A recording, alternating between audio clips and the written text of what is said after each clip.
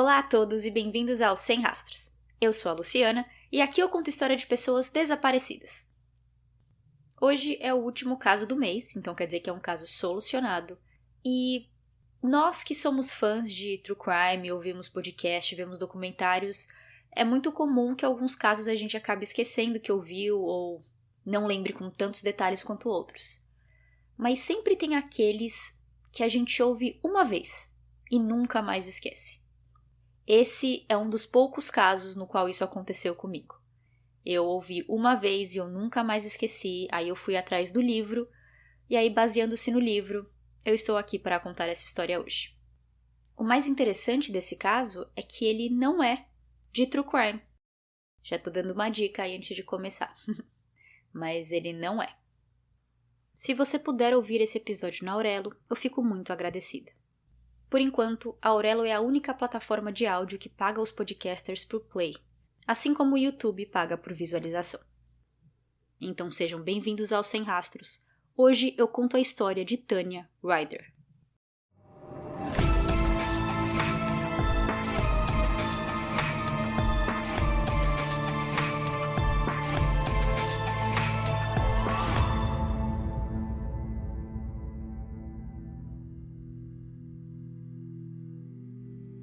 Em 2007, Tanya Ryder, de 33 anos, e Tom Ryder, de 37 anos, marido e mulher, estavam entre si, trabalhando em 4 empregos. Isso mesmo, ambos tinham 2 trabalhos cada, e se você perguntasse para eles se eles gostavam de suas vidas, mesmo com todo o cansaço e pouco lazer, os 2 diriam que sim, que não conseguiam acreditar que estavam tão bem de vida. Tanya cresceu em um lar abusivo com sua mãe Nancy, que priorizava homens e bebidas sobre Tanya e que começou a sentir ciúmes de sua própria filha quando essa cresceu e virou uma jovem muito bonita. Seu pai, Randy, tinha um problema com drogas e era violento e abusivo com a mãe. Então, com Tanya ainda bebê, Nancy terminou o casamento e se mudou. Por causa de seu vício com drogas, Randy ficou preso por muitos anos e Tanya só voltou a vê-lo na adolescência. A vida com sua mãe era tão tensa que ela ainda acreditava que uma vida com o pai tinha que ser melhor do que era com a mãe. Aos 12 anos, ela teve a chance de experienciar seu grande sonho, viver com o pai. Enquanto na casa da mãe ela sofria negligência, na casa do pai, todos seus passos eram controlados. Sua madrasta a tratava como Cinderela e reclamava dela o tempo inteiro para Randy. Assim como Nancy, a madrasta também tinha ciúmes dela. Tanya durou 1 ano e meio na casa do pai e voltou a morar com a mãe.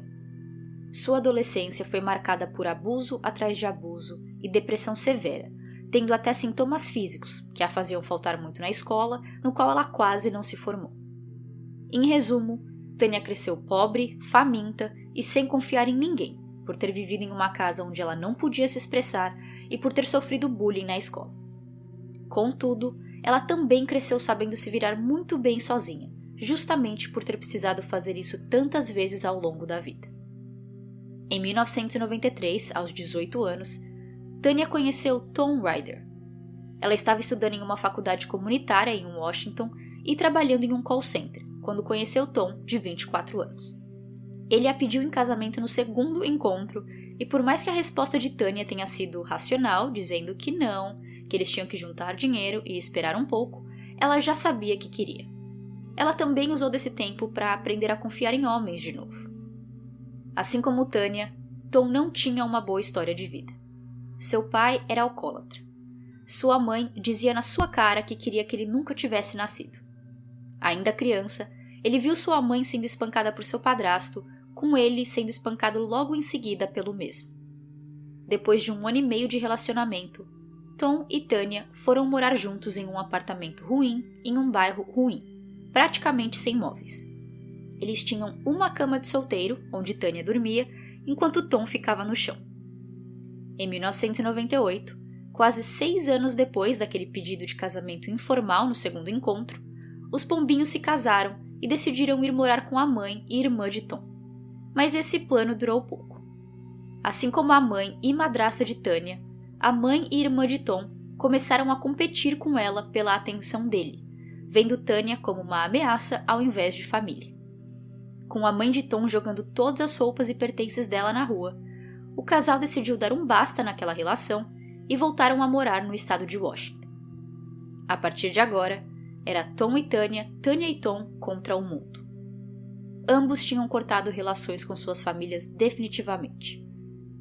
Juntos, eles criaram uma empresa de construção em Washington, que deu super certo por 5 anos, mas algumas pessoas se aproveitaram deles dando golpes e o casal resolveu acabar com o negócio. Por sorte, mesmo com um relacionamento distante com seus parentes, a avó de Tom morreu e deixou uma pequena herança para ele. Com o dinheiro, eles pensaram em começar outra empresa, uma loja de produtos saudáveis e orgânicos, onde Tanya seria nutricionista e Tom seria massagista. Mas era uma ideia arriscada e a chance de ter 2 empresas falidas fez eles desistirem antes mesmo de começar.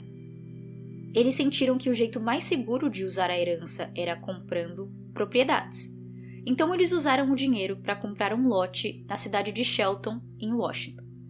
Também usaram para comprar uma casa já pronta em outra cidade, em Maple Valley, também em Washington, e por último, um trailer. A ideia era construir sua casa dos sonhos no lote, renovar a casa já pronta para morar por um tempo e depois vender, usando assim o dinheiro da venda para terminar de construir a casa no lote, e nesse meio tempo eles morariam no trailer.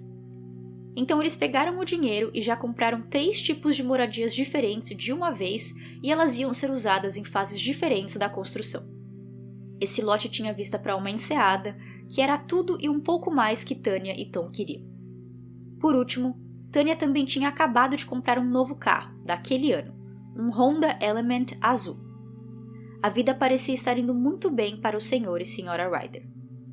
Para continuar pagando as contas e a construção da casa dos sonhos, Tanya trabalhava durante o dia no provador da loja de departamento de luxo Nordstrom e à noite no setor de beleza do hipermercado Fred Meyers. Quando eu digo à noite, eu digo o turno da madrugada. Eu não consegui encontrar em nenhum lugar que horas a Tanya começava a trabalhar no hipermercado, mas seu horário de saída era às 9 da manhã do dia seguinte.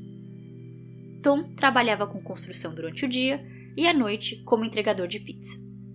Ambos viviam de paycheck to paycheck, expressão inglesa muito comum para descrever pessoas que vivem de salário em salário, sem poder ter um fôlego. De acordo com uma pesquisa de junho de 2021, 54% dos americanos vivem de salário em salário, um total de 125 milhões de adultos. Isso é obviamente considerado ruim, pois quer dizer que a pessoa não está preparada para qualquer inconveniência, como um carro quebrado ou despesa médica. Em 2007, Tanya e Tom entravam nessa porcentagem, mas para eles, aquela situação de vida era ótima. Eles batalharam muito para chegar onde estavam e, claro, adorariam poder ter mais dinheiro e mais estabilidade financeira.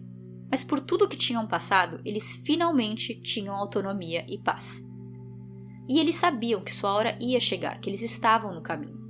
Lote comprado, casa comprada, carro comprado. Tudo estava nos eixos, era só uma questão de tempo. No dia 19 de setembro de 2007, Tanya saiu de casa à noite para seu segundo emprego no mercado. Às 10 da noite, já no trabalho, ela ligou para o marido.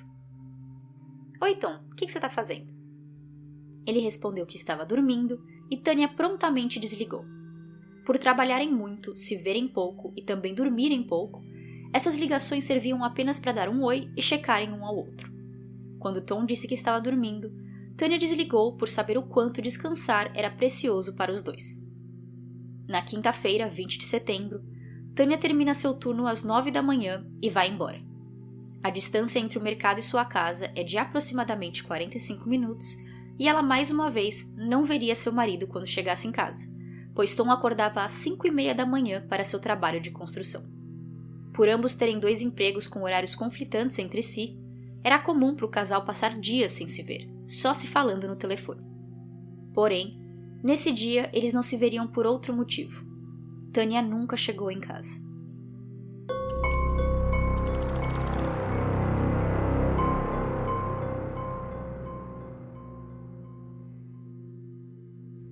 Enquanto Rochelle se gabava para quem quisesse ouvir que seu marido Julius tinha 2 empregos no sitcom Todo Mundo Odeia o Chris, Tanya ganhava a competição contra Rochelle de qual marido trabalhava mais.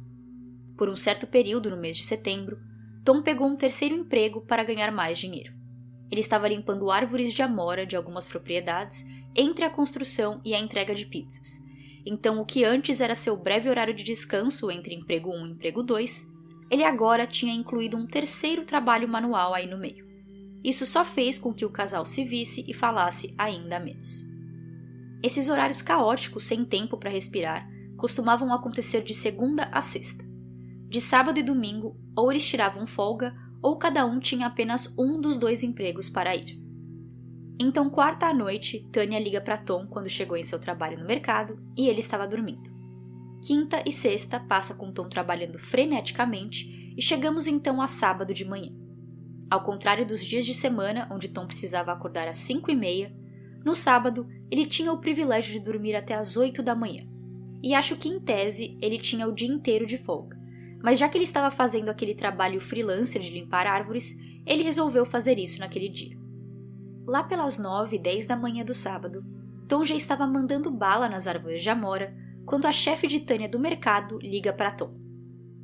Oi, Tom, tá tudo bem? Oi, tá sim, por quê? A Tânia não apareceu para trabalhar nos últimos 2 dias e isso é muito incomum vindo dela. A última vez que eu a vi foi às 9 da manhã na quinta, quando ela estava saindo do trabalho. Mas aí ela não apareceu nem na quinta, nem na sexta-noite. Tom continuou a chamada calmamente, dizendo que ia falar com Tânia e pedir para ela ligar para a chefe. Mas assim que desligou, o pânico tomou conta. Ele liga algumas vezes para o celular dela, nada. Ele nem mensagem de voz pode deixar para ela ouvir, porque Tânia ainda não tinha configurado sua caixa postal. Desnorteado, ele começa a fazer contas em sua cabeça. Quando foi a última vez que eu falei com a Tânia? Foi na quarta noite, quando ela me ligou e eu estava dormindo. Quando foi a última vez que eu vi a Tânia? Foi na manhã de quarta. Então agora, sábado, já fazia 3 dias que Tom não via sua esposa e 2 no qual ela estava desaparecida. Sem saber o que fazer, Tom entra em sua caminhonete e vai para casa. Ele entra em todos os quartos chamando por Tânia, esperando uma resposta, mas ela não está lá. Com o pânico chegando para ficar, Tom entra de novo no carro e dirige até o outro trabalho de Tânia, na Nordstrom. No caminho, ele faz 3 ligações. A primeira é para o chefe do segundo emprego da esposa. Ele explica que Tânia estava de folga na quinta e na sexta, mas naquele exato momento Tânia estava escalada para trabalhar e ela não estava lá. A segunda ligação foi para o departamento de trânsito, para descobrir se tinha algum acidente envolvendo o carro ou o nome de Tânia. Mas não, nada. Terceiro e último, ele liga para a polícia dizendo querer reportar sua esposa desaparecida. A atendente diz que vai mandar um policial para encontrá-lo na Nordstrom, que é onde Tom estava indo. No encontro com o policial, ele explica que não vê sua esposa há 3 dias e que ela faltou em seus 2 empregos. O policial pergunta se eles tinham brigado recentemente e se ela simplesmente não fugiu, foi embora. Tom respira fundo e responde: Nós estamos casados há muito tempo e ela esteve brava comigo por pelo menos metade desse tempo. Se por acaso ela fosse me deixar, ela levaria algum, se não todo, o nosso dinheiro, e ela não fez isso. Eu estou com todos os cartões das nossas contas. O único que está em posse dela, no momento, é o cartão da Nordstrom, que é só dela. Por isso, eu preciso abrir um boletim de ocorrência para o desaparecimento dela, pois eu quero que vocês chequem esse cartão para ver se ela está usando, já que eu não tenho acesso. O policial deixa Tom solo por um tempo e volta com 2 notícias. Primeiro, eles conseguiram filmagens das câmeras de segurança do mercado, e lá está Tânia saindo de seu turno às 9h02 da manhã, entrando em seu carro rumo à rodovia, em direção à sua casa. A segunda notícia é que a partir do momento que Tânia entrou na rodovia, a jurisdição mudou e Tom precisa voltar para sua casa, ou pelo menos para aquela área, e ligar para a polícia de novo. Tânia morava em Maple Valley e o mercado ficava em Bellevue. Como eu comentei, Tom cresceu em uma família disfuncional. Ele chegou a ter pequenos problemas com álcool e drogas, mas por vontade própria e Tânia, ele conseguiu superar e viver a vida pacata que vive hoje. Mas devido a todos os altos e baixos de sua vida, ele também tinha dificuldade em controlar sua raiva. Aqui, ele sentiu a vontade de gritar e mandar tudo e todos para aquele lugar, mas respirou fundo e manteve a calma. Essa foi a primeira de algumas vezes que ele teria que usar toda a força em seu corpo para manter o controle de si mesmo. Tom volta para o seu carro e assim que chega em casa, ele liga para o 911, como o policial o instruiu. Oi, eu gostaria de reportar o desaparecimento da minha esposa. A polícia de Belleville disse que eu preciso abrir esse boletim de ocorrência com você, em Maple Valley. Ok, senhor, você já checou hospitais e prisões? Sim, claro que eu chequei hospitais. Também chequei departamento de trânsito, essas foram as primeiras ligações que eu fiz. Eu não chequei prisões porque eu sei que se ela tivesse presa, ela já teria me ligado para pagar a fiança. Ela não tá presa. Bom, você não pode abrir um BO de desaparecimento sem antes checar as prisões. Então eu preciso que você faça isso e ligue de volta. Com isso, o atendente desliga sem esperar resposta. Furioso, ele usou toda a energia que tinha e desperdiçou seu tempo ligando para prisões e vendo os recordes públicos de cada cadeia nos websites. Como já esperado, Tânia não tinha ido em cana. Pela terceira vez, Tom discava os números 911 no telefone. Enquanto o telefone tocava, ele aproveitou para liberar um pouco de sua raiva e gritou: "Por que você não faz o seu trabalho e me ajuda a procurar por minha esposa?" Mas no caso dele, tinha alguns palavrões ali no meio. Logo, o atendente do outro lado da linha atendeu e Tom, com toda a calma canalizada em sua voz, repetiu pela terceira vez: "Olá, eu liguei antes. Minha esposa desapareceu. Eu já liguei para hospitais, departamento de trânsito, prisões e necrotérios. Ninguém tem sinal dela. Ela sumiu." Ok, você ligou para amigos e familiares? Como assim? Por que vocês não falaram isso antes? Por que vocês não falam as instruções de uma vez? Por que vocês ficam inventando coisa atrás de coisa para eu fazer? Ele falou tudo isso em seu pensamento, mas pro operador ele disse: "Ela não tem amigos e ela não fala com a família." "Senhor, eu não posso abrir um BO enquanto você não falar com a família. Ela é uma adulta e pode ir onde quiser." "Então você tá me dizendo que por ela ser uma adulta, ela tem o direito de morrer?" "Ligue de volta quando você já tiver falado com a família. Tchau." Assim como quando ligou para as prisões, Tom perdeu seu tempo ligando para familiares de Tânia que não a viam há mais de 10, 15 anos e, surpresa, não tinham notícias dela. Ok, vamos lá. Quarta tentativa. 911. Olá, eu gostaria de reportar minha mulher desaparecida. Eu já liguei para hospitais, prisões, amigos e família. Ninguém a viu. Ela também não tocou em nossas contas bancárias. Ok, eu vou te fazer algumas perguntas. Ela sofre de alguma doença mental? Não. Ela foi diagnosticada com depressão no passado, mas ela está tratando. Que tipo de medicação ela usa? Ela trata com dieta e ficando longe de comidas não orgânicas. Então ela não atende aos nossos critérios de busca. Tom repete sua frase aqui. Então você está dizendo que ao menos que ela esteja morta, vocês não se importam com ela? Ela é adulta e pode ir onde e quando quiser. E ela não tem que contar para você ou ninguém. Ok, então o que você está dizendo, ao menos que ela pareça morta, vocês não ligam. Sem evidência de que um crime foi cometido, senhor, eu não posso começar uma investigação. Que critério é esse? Ela está desaparecida. Isso não é comum para ela. Ela nunca falta no trabalho. E se ela fosse ir embora, ela teria levado o dinheiro e ela não levou nada. Como você vai se sentir se ela aparecer morta amanhã sabendo que você poderia ter ajudado? Isso vai atender aos seus critérios? Ao menos que tenha evidências de um crime ou usando medicamentos para uma doença mental, ela não atende nossos critérios de pessoa desaparecida. Ela é uma adulta, ela pode fazer o que quiser e nós não precisamos procurá-la. She does not meet criteria for to take a missing persons report on. She is an adult. She's not been suicidal. We don't go actively searching for missing people, sir. A polícia não busca por pessoas desaparecidas. É isso que o atendente fala para Tom. Não faz sentido nenhum essa frase. Ele dá a entender que mesmo que você faça um boletim de ocorrência para uma pessoa desaparecida, que os policiais não vão fazer nada sobre isso. A raiva de Tom não aguentou e ele explodiu. Ele gritou com o atendente, perguntando qual era a função deles e que essa história de proteger e servir era balela, que eles só se importariam com Tânia se ela aparecesse morta. Ele não acreditava na dificuldade que estava passando para abrir um BO com a polícia, e ele sentia que precisava deixar a mídia saber disso. Ele tentou contato com alguns portais de notícias e televisão, mas sem um número de caso, que é o número que a polícia dá depois de abrir um boletim de ocorrência, eles não podiam noticiar a história de Tânia. De primeira eu não entendi muito bem o porquê precisava de um número de caso. Mas depois eu li em algum lugar dizendo que a televisão e a mídia pedem por isso para que as pessoas não mintam ou façam algum tipo de pegadinha. Então, se tá registrado na polícia é porque é real e aconteceu alguma coisa com aquela pessoa.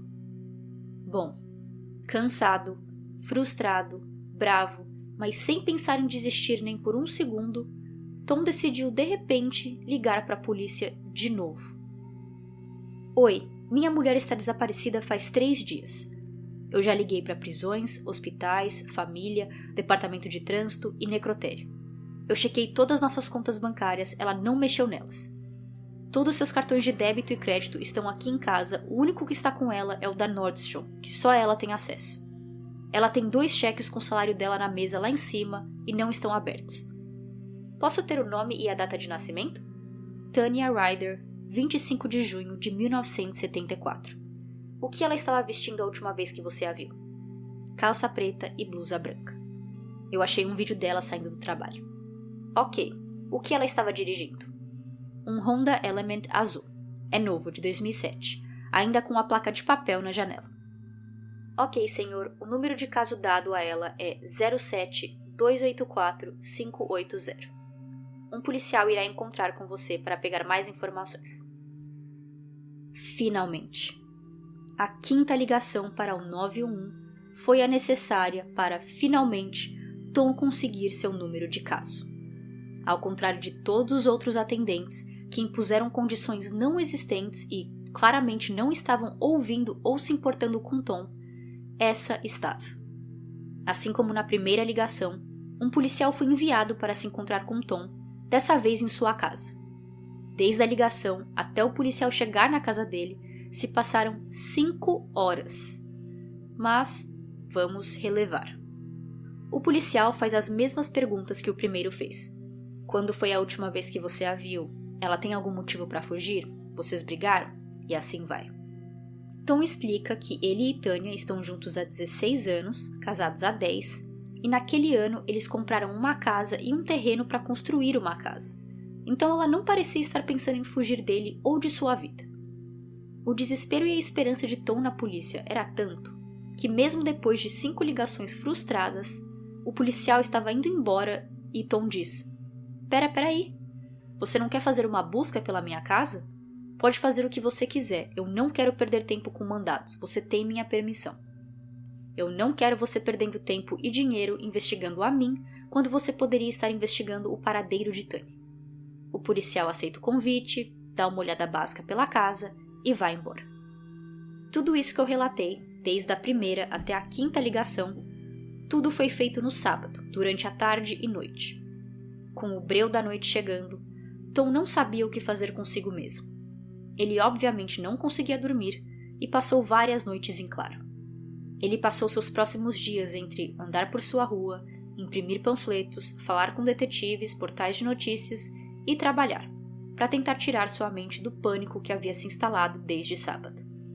Na segunda de manhã, ao chegar no trabalho muito cedo porque não tinha dormido direito, Tom ficou no carro por um tempo. Ele tentou ligar para o celular de Tanya, mas ao contrário de sábado, onde tocava, e aí caía na mensagem, essa pessoa ainda não configurou sua caixa postal. Dessa vez, caía direto nessa mensagem. Tom relembra desse momento como o momento em que ele sabia que Tanya tinha morrido. Sozinho no carro, com o sol nascendo, ele começou a chorar incontrolavelmente. Quando o choro cessou, Tom ligou para a detetive líder do caso. Você sabe se Tanya conhece alguém na cidade de Yakima?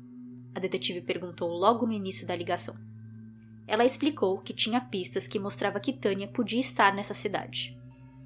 Ela e Tom conversaram e quando ele desligou, ele estava mais calmo. A esperança agora estava preenchendo seu corpo. Ele preferia pensar que Tanya tinha realmente fugido, porque pelo menos ela estaria bem, mesmo que sem ele. Mas a esperança durou pouco. Tom ligou de volta para a detetive e perguntou: Por que você acha que a Tanya está em Yakima? Ela disse que houve movimentação no cartão de crédito em um posto de gasolina daquela cidade. Lá vai Tom de novo respirar bem fundo.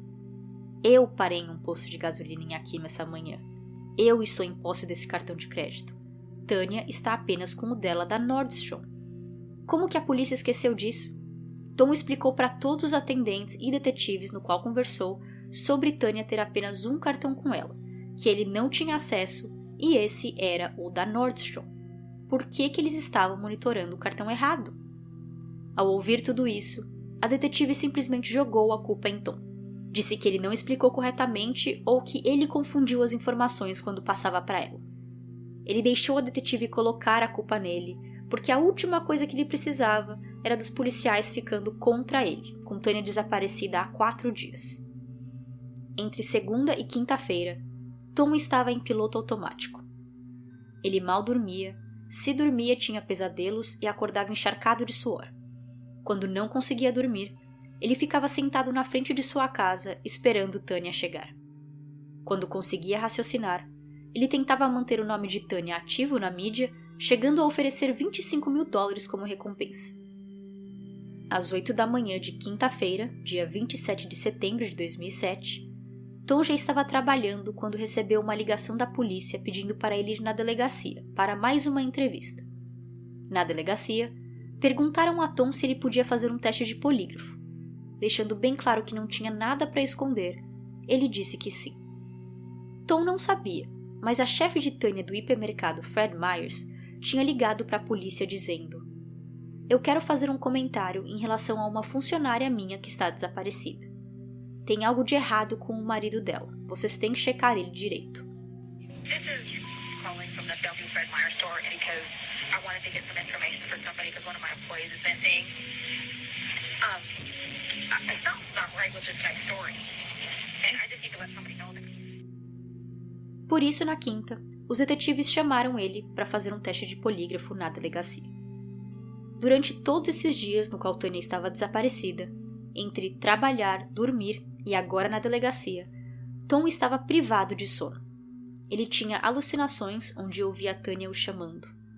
Ele andava e falava como se estivesse um pouquinho bêbado, arrastando palavras, cambaleando. E isso é importante tanto para entender onde ele estava, mentalmente e fisicamente, a esse ponto da história e da investigação, mas também para o próprio teste de polígrafo. Eu, sinceramente, acho que a polícia nem devia ter aceitado fazer o teste com alguém desprovido de sono. E era bem óbvio que Tom não estava em ótimas condições. Então a polícia nem tem um argumento de que não percebeu. Mas vamos continuar. Uma primeira bateria de perguntas foi feita para Tom, que respondeu sem grandes emoções. Ele só esboçou emoção quando foi perguntado se já tinha batido em Tanya, no qual ele respondeu: não. Essas perguntas foram feitas para me deixar com raiva enquanto a Tanya está por aí, sabe-se lá onde e em quais condições? Tom respondeu rispidamente. A moça, a técnica, que estava comandando o polígrafo, bem astuta, sentiu que era hora de fazer um intervalo. Ela saiu da sala, deixando Tom sozinho. Ele estava prestes a tirar um cochilo quando a porta se abriu poucos minutos depois, com 3 detetives entrando e mostrando uma folha com um mapa para Tom. Você sabe o que é um ping de telefone, Tom? O círculo nesse mapa mostra onde o celular de Tanya esteve ativo pela última vez. Todas as ligações feitas para o celular dela na última semana, desde que desapareceu, foi rastreado para apenas uma torre de celular. E Tom teve que dizer um "i" bem alto para que os policiais continuassem a falar. É como se eles estivessem criando um suspense, um drama ali naquele momento, mas não era a hora certa para isso. Com o longo "i" de Tom, os policiais continuam. Tom, nós achamos o carro dela, em uma ravina. Ela ainda está dentro do carro. Tanya tinha sofrido um acidente de carro.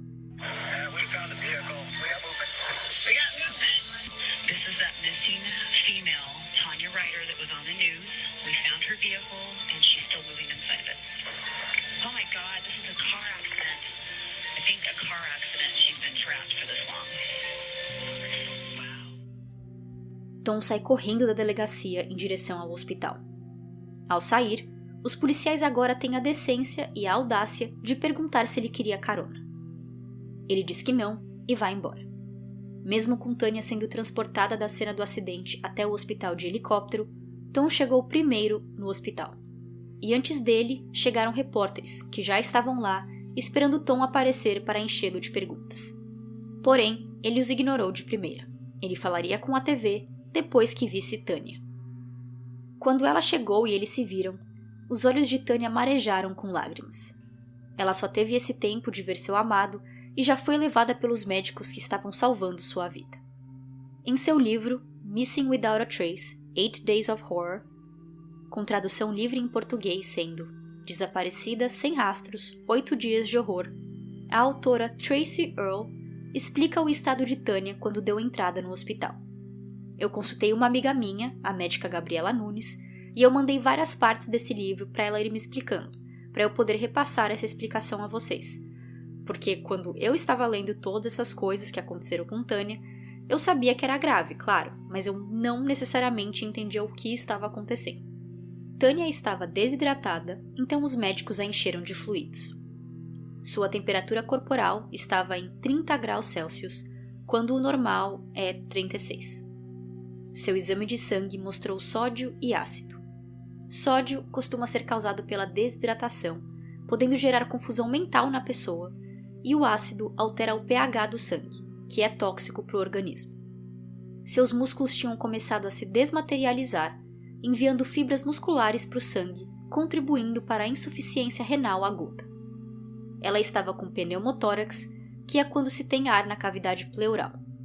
Ela também tinha ar em seu peritônio, no meio do peito e na axila direita. Seu ombro esquerdo estava deslocado e existiam fraturas nas costelas, clavícula e vértebra. Ela tinha um corte profundo entre sua testa e sobrancelha, expondo o tecido conjuntivo do rosto. Por causa do cinto de segurança, ela teve úlceras de pressão em seu pelvis, pernas e abdômen, além das partes de pele morta em seu peitoral, abdômen, cotovelo, cinturas e pernas. Por último, nenhuma de suas pernas tinha pulso. Finalizando a lista de problemas que Tanya tinha quando chegou no hospital, eu deixo um conselho para vocês. Não pesquisem o que é úlcera de pressão nas imagens do Google. Não precisa, deixa a sua imaginação fluir, não tem necessidade. Ok? Ok. Não se sabe como foi o acidente em si, mas de algum modo, o veículo de Tanya perdeu o controle e bateu naquelas barras de metais nas laterais da estrada, e caiu em um barranco de 6 metros de altura. Essa região tem muita árvore e mata, e pelo barranco ser para baixo, quase numa linha 90 graus, não é possível vê-lo ao dirigir por lá. Você tem que literalmente parar o carro, sair dele, ir para a beira da estrada e olhar para baixo. Aí sim, você conseguiria ver o carro de Tanya caído. Ela estava a menos de 10 km de distância de sua casa, e mesmo sendo 9 e pouco da manhã de uma quinta-feira, parece que ela estava sozinha na estrada naquele momento, porque ninguém viu ou reportou um acidente e nem apareceu depois para dizer que achou que viu algo, mas não tinha certeza ou algo assim. O veículo caiu de lado, com o lado do motorista para baixo. Ela ficou presa entre o banco e o volante por causa do cinto de segurança, e os airbags foram acionados, então ela não tinha muito espaço para se mexer, além de que todo seu corpo tinha fraturas ou algo quebrado. A única parte do corpo no qual ela conseguia mover era o seu braço direito. Tom estava muito feliz de ter encontrado sua esposa e que ela ainda estava viva, que ainda tinha uma chance de sobreviver, mas ele estava muito bravo com ele mesmo. Durante essa uma semana no qual Tanya estava desaparecida, ele passou por aquela rodovia várias vezes. Ele passou no sábado de manhã, quando recebeu a ligação da chefe de Tanya. Por que ele não olhou melhor? Por que não prestou mais atenção? Esses pensamentos alugavam espaço em sua mente, mas eles não estavam ajudando em nada. Ele os empurrou para trás e se concentrou em estar presente para sua amada. Sem surpresas, Tanya foi levada para a UTI, onde seu médico chamou Tom e Nancy, mãe de Tanya, para conversar sobre suas pernas. Caso alguém esteja se perguntando o que a mãe de Tanya estava fazendo lá, eu não sei. Em nenhum momento do livro eles explicam o porquê ela foi chamada, como conseguiram o telefone dela, se foi Tom que a chamou, ou se foi o pessoal do hospital, se foi a mídia. Eles não explicam o porquê Nancy estava envolvida na vida de Tanya de volta. Tanya tinha síndrome compartimental em suas pernas por terem ficado sem sangue por 8 dias. Segundo a Wikipédia, síndrome compartimental é o aumento de pressão em um membro do corpo com queda da perfusão sanguínea dos músculos e órgãos ali contidos. Assim como eu falei sobre a úlcera de pressão, não precisa ir lá pesquisar no Google fotos de síndrome compartimental. Se vocês querem só ter uma noção do que eu estou falando, é literalmente um buraco no corpo. As fotos aqui da Wikipédia, por exemplo, é um buraco na perna da pessoa. Não é uma imagem muito agradável. O médico deu 2 opções a Tom: amputar ambas pernas ou tentar salvá-las por meio de uma fasciotomia, uma cirurgia com apenas 20% de chance de sucesso. Fasciotomia é um procedimento cirúrgico no qual os tecidos fibrosos de uma área é cortada para aliviar a pressão e tratar a perda de circulação em uma área ou músculo. Então, no caso de Tânia, eles iam cortar os tecidos fibrosos da perna dela para tentar aliviar a perda de circulação e pressão. Mas a melhor parte é que Tânia não estava correndo perigo de vida. Amputação ou cirurgia, Tânia estava fora de perigo. Isso fez Tom sair da preocupação para aliviado. Então faz a cirurgia, vamos tentar. Tânia era do time fitness, ela malhava muito, e o que Tom falou para um dos atendentes da polícia era verdade. Tânia só comia comida orgânica e saudável. Ah, e acho que eu deixei a desejar antes e eu não expliquei o porquê Tânia tratava a sua depressão com dieta e exercício. Não é que ela não acreditava em remédio ou que ela não acreditava que depressão fosse algo real. Pelo contrário, ela sofreu muito com depressão severa quando era mais jovem, então ela sabia o quanto isso afetava o seu corpo e a sua mente. E durante a sua adolescência e até, acho que no começo de sua vida adulta, ela conseguia remédios pelo governo. Era algum tipo de assistência. Só que, por causa do relacionamento conturbado com a mãe, eu não lembro exatamente o que aconteceu, mas eu acho que a Tânia tinha conseguido um carro novo, e a Nancy denunciou isso para o governo, dizendo: olha, minha filha ela tá andando com um carro novo. Se ela tem dinheiro para isso, ela não precisa da assistência de vocês para comprar o remédio de depressão. Por causa disso, o governo parou de pagar pelos remédios dela, e a Tânia não tinha dinheiro para continuar pagando, ela mesma. Então ela resolveu fazer o que ela podia fazer, que era se exercitar, comer bem e ver se isso ajudava com sua depressão. Voltando ao hospital e à cirurgia, a fasciotomia, assim como todas as medidas tomadas pelos médicos, foram bem-sucedidas. Tânia saiu desse acidente praticamente ilesa. Enquanto foi difícil para Tom conseguir a atenção da polícia e da mídia antes de achar sua esposa, não foi nada difícil depois de encontrá-la. A mídia estava acampando na frente do hospital, querendo um depoimento de Tom. E cartas, flores e presentes chegavam para o quarto de Tânia no hospital, não só dos Estados Unidos, mas do mundo inteiro. Tânia foi colocada em coma induzido por alguns dias e Tom ficou do seu lado todo esse tempo, saindo apenas para comer e dormir. Quando ela acordou, suas primeiras palavras para Tom foram: "Por que você me deixou lá embaixo por tanto tempo? Eu liguei para a polícia e eles riram de mim." Tânia falava isso com ódio e tristeza na voz, 2 sentimentos no qual Tom nunca tinha presenciado de sua esposa, pelo menos não com ele sendo alvo. Rapidamente foi confirmado que isso tinha sido alucinação da parte de Tânia. Seu celular caiu com a queda do carro e ela nunca conseguiu ligar ou atender a qualquer chamada. Mas Tom ainda decidiu usar aquele momento para ligar para canais de TV e mostrar sua frustração com a polícia e os atendentes do 911, falando que eles precisavam ser treinados sobre o que fazer em caso de pessoas desaparecidas e que o que aconteceu com ele não deveria acontecer com mais ninguém. Com o caso de Tânia dando o que falar, a xerife do condado organizou uma coletiva de imprensa e fez alguns comentários. Ela disse que a polícia se comportou corretamente e se desculpou pelo péssimo atendimento ao cliente que Tom tinha recebido. Nós poderíamos ter feito mais? Claro! Eu acho que nós poderíamos ter diminuído a frustração de Tom se tivéssemos feito um trabalho melhor em explicar para ele como o processo funciona e ser mais específica em explicar o que ele poderia fazer para ajudar nesse meio tempo.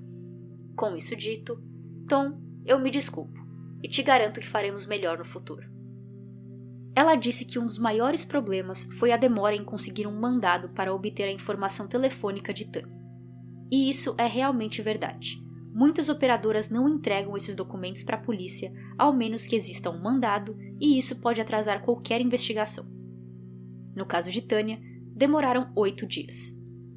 A xerife disse que quer trabalhar e encontrar uma maneira mais simples de obter esse tipo de informação sem burocracia, e ela emenda essa sugestão com outra, que a partir de agora, ela vai pedir para os atendentes da polícia compilarem uma lista de hospitais e prisões para que as pessoas possam ligar antes de reportar uma pessoa desaparecida. E a cereja no bolo é que ela procuraria por voluntários para procurar por pessoas desaparecidas em casos onde a pessoa ainda não chegou no nível para poder ser reportada como desaparecida. Então, ela começa bem, com a ideia de agilizar o processo com as operadoras telefônicas. Aí sua segunda sugestão já se vê que não vem com as melhores intenções, mas ainda dá para entender. É realmente bom que as pessoas consigam ligar para hospitais, prisões e tenham certeza de que seus parentes, seus familiares não estejam lá antes de ligar para a polícia. Mas a terceira é simplesmente deselegante. Em resumo, a polícia não se culpou por nada e mais ou menos prometeram algum tipo de mudança. Enquanto Tom foi ignorado e maltratado pela polícia, sua comunidade mostrava nada mais que amor e empatia. Além das cartas recebidas no hospital, pessoas foram até o local do acidente limpar e procurar por itens que Tânia ainda podia querer, e acharam seu cartão de Social Security, que é algo como o nosso CPF, e um caderno com anotações da construção de sua nova casa. O chefe de Tom na empresa de construção pagou por todo o tempo de folga que ele usou para cuidar de Tânia, e seus colegas de trabalho doaram suas próprias férias para ele continuar de folga por mais tempo. Tânia ficou no hospital por 3 meses, onde ela teve que aprender a fazer tudo, como andar, segurar um copo e escovar os dentes. Todo dia ela avançava um pouco mais. Tânia explica em seu livro que é como se toda a dor do acidente estivesse concentrada no meio de seu corpo, no torso. As pontas do corpo, como braços e pernas, estavam dormentes e indolores, quase inúteis em seu ponto de vista. Ela perdeu muitos músculos ficando presa ao cinto do carro por 8 dias, e uma das cirurgias consistiu em tirar completamente esses músculos mortos de sua costela, deixando essa parte interna de seu corpo vazia. Além da fasciotomia, Tânia precisou de mais 2 cirurgias na perna e disse que a troca de curativos tinha sido a maior dor que ela já sentiu na vida. E para alguém que tinha passado dias prensada dentro de um veículo, isso mostra muito o quanto doía. Ela estava sendo alimentada e medicada por meio de soro e eles tiravam sangue dela a cada 2 horas. Isto é, ela não chegava a dormir e sim a só tirar sonecas. As trocas de curativo em todo o seu corpo aconteciam diariamente e demoravam 3 horas. Com Tânia ainda no hospital, as férias dadas a Tom pelos seus colegas de trabalho acabaram e ele teve que voltar a trabalhar. Em uma dessas vezes que ele foi para seu emprego e voltou para casa, ele ligou para Tânia no hospital e disse que ladrões confusos invadiram a casa deles. Ele usou a palavra confusos para brincar com Tânia, porque ao invés de roubarem coisas, os ladrões deixaram itens lá. Tom abriu a porta para uma nova máquina de lavar, secadora, cama de casal, lâmpadas, mesa de jantar e cadeiras. Sua casa, que até então estava vazia, agora estava pronta para morar. Todos esses presentes vieram do chefe de Tom, Gary, que conseguiu a maioria dos móveis e eletrodomésticos de casas modelos que ele tinha. Gary também tinha construído uma cerca ao redor da casa e antecipou o pagamento de 6 prestações da hipoteca de Tom e Tânia. A última vez que eu senti tanto carinho e admiração por alguém em um caso que eu contei foi no episódio 5 sobre Bryce Laspisa, com o Christian. Hoje eu volto a sentir esse sentimento. Gary, seja onde você estiver, eu espero que você esteja bem e desejo uma vida de faróis verdes para você. Depois de semanas na ala de reabilitação do hospital, onde Tânia já tinha reaprendido a andar e fazer tarefas básicas, seu time lhe deu um teste intitulado de Desafio da Vida Real. Eles deram uma passagem de ônibus e $10 para que ela fosse ao supermercado e comprasse 3 ingredientes para fazer um almoço para ela mesma. O desafio era tanto físico quanto mental, pois Tânia não podia ultrapassar os $10 de despesa e os ingredientes tinham que combinar entre si para uma refeição. Então ela não podia comprar, por exemplo, 3 salgados, onde ela poderia comer em diferentes horas do dia. Tom acompanhou sua esposa de longe nesse teste, só ficando de olho caso ela precisasse de algo. Ela conta que essa simples tarefa de ir ao mercado foi muito difícil. Cada passo era um peso, suor pingava de seu rosto. Tom andava atrás dela com uma cadeira em mãos, caso ela precisasse descansar. Tânia se esforçou ao máximo para não usar, mas depois de pegar o terceiro e último ingrediente, antes de passar no caixa, ela sentou por alguns minutos. De volta ao hospital, ela guardou os ingredientes e foi descansar.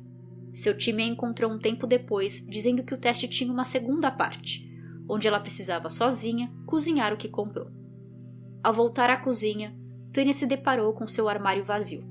Alguém tinha pego os ingredientes que ela havia comprado com tanto esforço.